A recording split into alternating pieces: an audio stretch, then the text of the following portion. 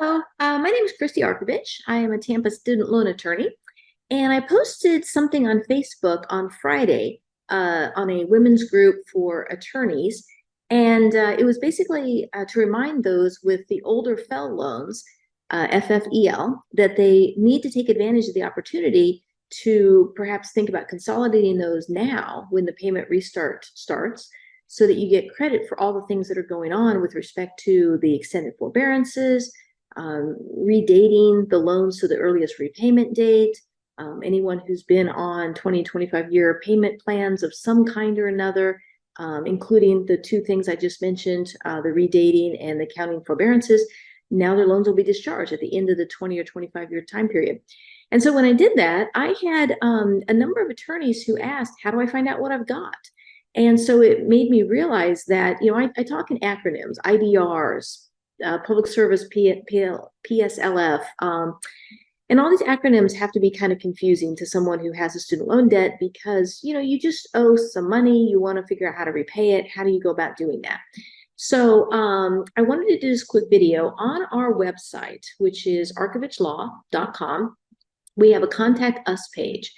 And on that, we have for student loan consultations, please download your federal loan details using the steps here.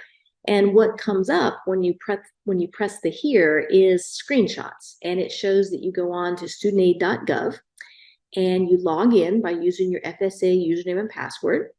You click accept when you read the warnings and so forth. And then you get to the student aid dashboard. And again, the screenshots are right there on our Contact Us page. And then you view your loan details. You have to view the details because otherwise it won't tell you what loan types you have. And what you're looking for is FFEL or FFELP. That stands for Federal Education Loan Repayment. And basically, those are the older loans or not repayment, loan program, I'm sorry. And those are the older loans. So before 2010, about 80% of federal loans were the older FFEL loans and about 20% were direct.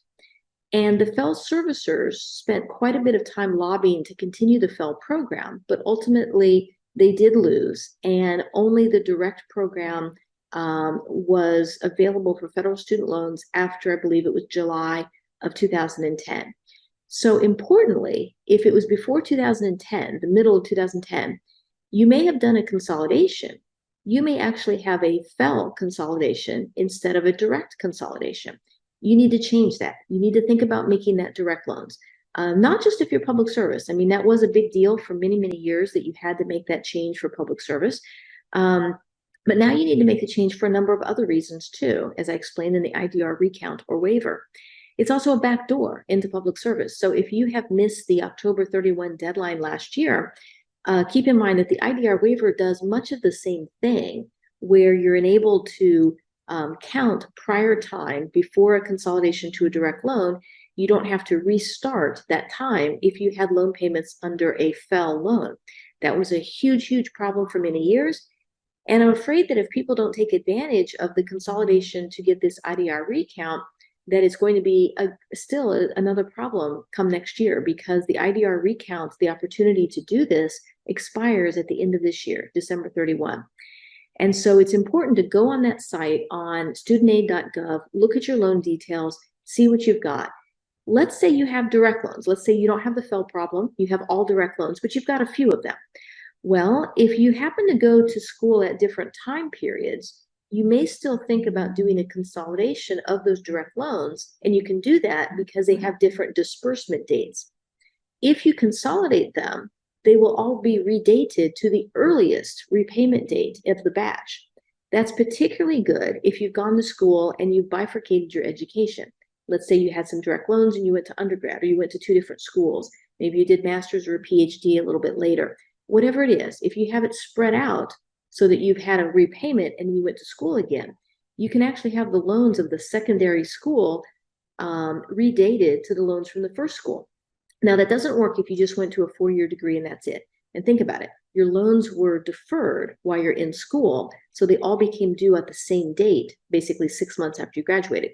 So it won't work for that. But if you did anything other than that, it probably will work. And the reason it's important is because it could shave years off. I mean, we had a client the other day that was able to shave 8 years off of their repayment time. And that's huge. You know, if you're in your 50s now, 8 years off is a considerable sum of money. So don't think it's nothing. Please get on there, see what you've got. If you have further questions, go ahead and fill out our Contact Us form. You can email us at info@ChristieArkovich.com. Our office number is 813-258-2808. If your loans do not appear when you look at studentaid.gov, they're not FEL, they're not direct, they just simply aren't there. If you're in healthcare, that means that you might have a HEAL loan, which we should probably discuss some issues that you can do with that to correct that. And I don't say correct that, but you can change that history going forward. Or you might have private loans. The vast majority probably will have private loans if they're not on that studentaid.gov. And what that means, if you have a private loan or if you've refinanced a federal loan to become a solely private loan, these federal government programs don't apply to you at all. But I do want to caution you, sometimes the servicers will intentionally or negligently lead you astray. And so they'll say, no, you have a private loan, you aren't eligible for something. No, that means you have a privately held loan, but it is still a federal loan that is federally backed or federally guaranteed.